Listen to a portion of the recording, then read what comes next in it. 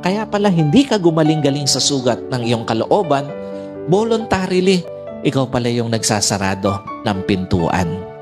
Kaya pala paulit-ulit ka lang na nagkakatampuhan kayo ng iyong kapatid, marami kayong hindi na i-let go sa nakaraan.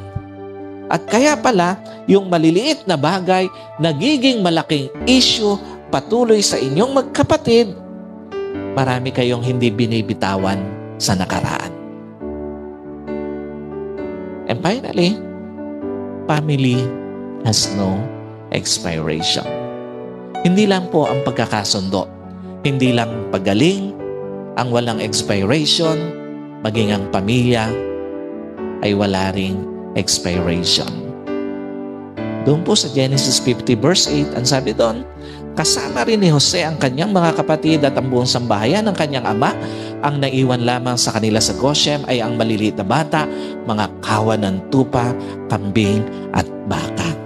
Totoo ba hanggang sa huli, pamilya pa rin ang uuwian mo? At the end of the day, yung pamilya na inayawan mo, siya pa rin kukup-kup sa iyo sa huli.